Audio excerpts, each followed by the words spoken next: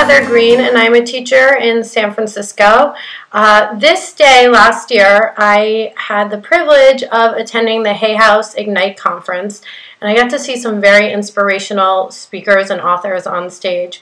I was really touched by the experience, and on that day, I set the intention that I too would become a Hay House writer and speaker, and I have made that my goal for this year. The book that I'm writing is about how to become the hero or shero of your journey. It was inspired by my own transformational journey from being a very, very sick girl that was dying to one that healed herself and went on to finish 7th in an Ironman triathlon. The story about how I transformed my life is a little bit long for this video, so instead I'm going to tell you a brief story about how a bird helped save my life when I was literally dying.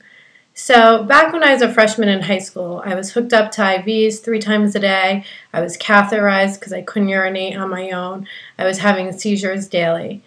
I was sitting out on my front porch when a bird flew down and landed on the grass. It was just kind of chirping and being happy and doing what birds do, when all of a sudden a cat came and snatched the bird, and the bird was in the cat's mouth. I freaked out and somehow managed to get the bird out of the cat's mouth. Not an easy task. Anyway, I yelled for my mom. She got me a shoebox, and we got the bird in the shoebox and quickly went to the Audubon Society, where we were pretty sure they would take the bird, care for the bird, and eventually set the bird free. When we got there, the vet told us that the bird's wing was completely gone and that the bird would never heal and that the bird would essentially die. They also said that they couldn't take the bird. So that left us with, a couple choices. Leave the bird outside to die or take it home and care for it, which is what we decided to do. There was definitely something that connected me to this bird. I think it had to do with my own brokenness.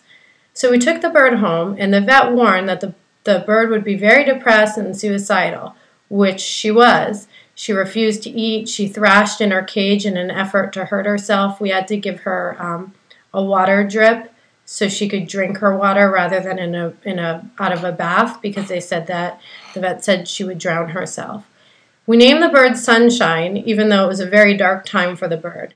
For a long time, Sunshine was a really unhappy bird. We tried to talk to her, get her to eat, and do things to make her comfortable. Then finally we had the idea to get CDs for her. We got bird songs and nature, music from nature, and we played them for her.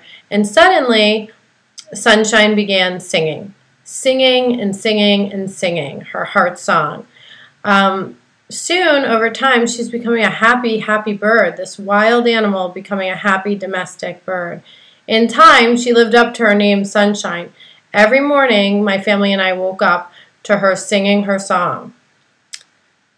I learned several things through my experience of saving Sunshine that I think essentially saved me.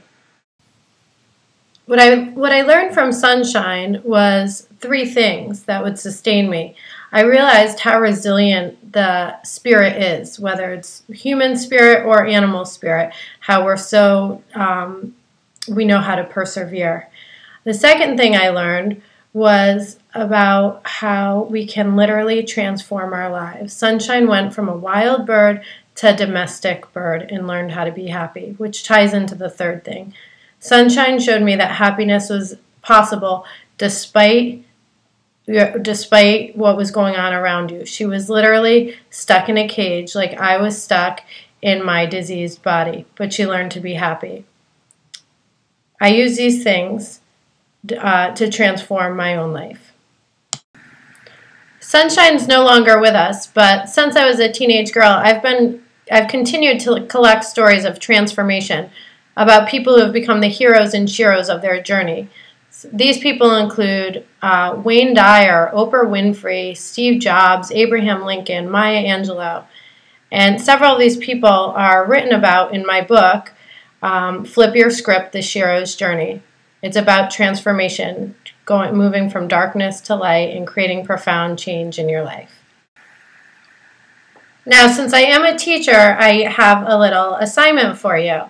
I want you to take a minute and think about a hero or shiro, superhuman or superhero that you really, really admire.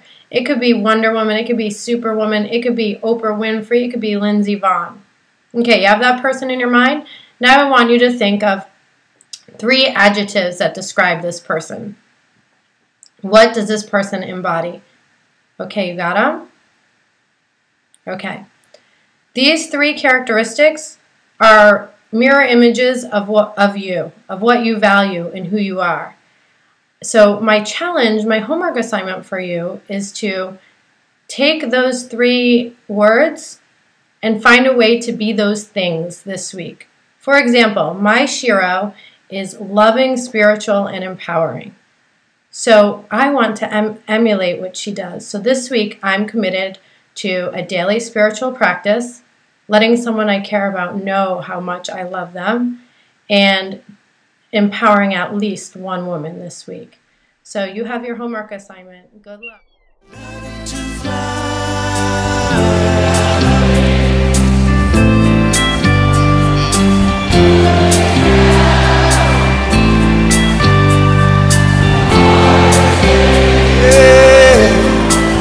That's right.